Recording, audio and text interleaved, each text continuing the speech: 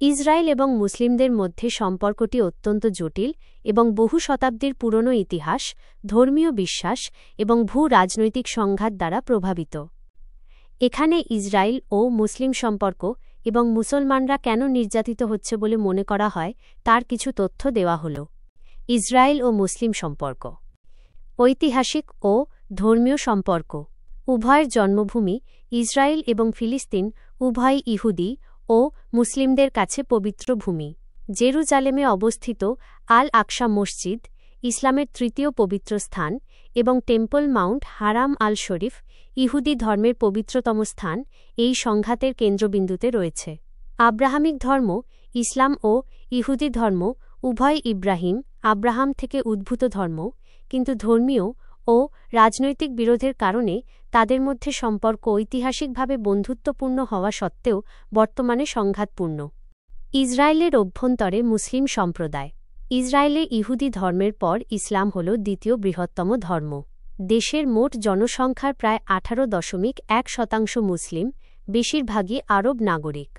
এই মুসলিম নাগরিকরা ভোটাধিকার ভোগ করলেও কর্মসংস্থান, শিক্ষা, আবাসন এবং সরকারি পরিষেবা প্রাপ্তিতে ব্যাপক বৈষম্যের শিকার হন বলে অভিযোগ রয়েছে। ইসরায়েল ফিলিস্তিন সংঘাত। 1948 সালে ইসরায়েল রাষ্ট্র প্রতিষ্ঠার পর থেকে সংঘাতের মূল কারণ হল ফিলিস্তিনি ভূখণ্ডের দখল ও নিয়ন্ত্রণ। ফিলিস্তিনি মুসলমানরা, যারা ইসরায়েলি নাগরিক নন, গাজা উপত্যকা এবং পশ্চিম তীরে বসবাস করে, যা ইসরায়েলি সামরিক নিয়ন্ত্রণে বা অবরোধের মধ্যে রয়েছে। এখানে ইসরায়েলি বসতি স্থাপন, সামরিক অভিযান এবং ফিলিস্তিনিদের উপর কঠোর বিধিনিষেধ আন্তর্জাতিক বিতর্ক ও সমালোচনার জন্ম দেয়। মুসলিম দেশগুলোর সাথে সম্পর্ক। দীর্ঘকাল ধরে বেশিরভাগ মুসলিম দেশ ইসরায়েলকে রাষ্ট্র হিসেবে স্বীকৃতি দেয়নি। তবে সাম্প্রতিক বছরগুলোতে সংযুক্ত আরব আমিরাত, বাহরাইন, সুদান এবং মরক্কোর মতো কিছু আরব দেশ আব্রাহাম অ্যাকর্ডসের মাধ্যমে ইসরায়েলের সাথে কূটনৈতিক সম্পর্ক স্থাপন করেছে। মিশর ও জর্ডানের সাথে ইসরায়েলের অনেক আগেই শান্তি চুক্তি রয়েছে। মুসলমান কেন ইহুদিদের দ্বারা নির্যাতিত হচ্ছে? মুসলমান কেন ইহুদি দ্বারা বারবার নির্যাতিত হচ্ছে? এই প্রশ্নটি মূলত ইসরায়েল ফিলিস্তিন সংঘাতকে নির্দেশ করে। এই নির্যাতনের মূল কারণগুলি ধর্মীয় বিদ্বেষের চেয়েও ভূ-রাজনৈতিক সংঘাত, ভূমি দখল এবং রাষ্ট্রীয় নীতির সঙ্গে বেশি সম্পর্কিত। ভূমি ও সার্বভৌমত্বের সংঘাত। 1948 সালে ইসরায়েল রাষ্ট্র প্রতিষ্ঠার পর থেকে ফিলিস্তিনিরা তাদের ভূমি হারিয়েছে এবং উদ্বাস্তু হয়েছে। ইসরায়েলি সামরিক দখলদারিত্ব এবং বসতি স্থাপন ফিলিস্তিনিদের জন্য চলমান নির্যাতন ও বাস্তুচ্যুতির প্রধান কারণ।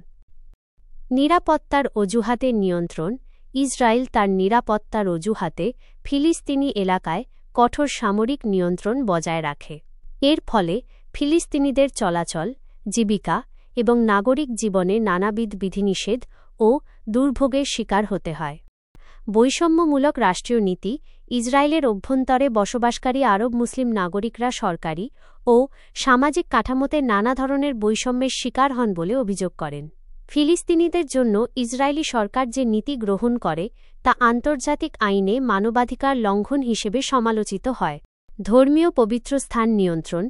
জেরুজালেমের পবিত্র স্থানগুলিতে, বিশেষ করে আল আকসা মসজিদে, ইসরায়েলি কর্তৃপক্ষ প্রায়শই মুসলিমদের প্রবেশে বিধিনিষেধ আরোপ করে, যা তাদের ধর্মীয় অনুভূতিতে আঘাত করে এবং উত্তেজনা সৃষ্টি করে।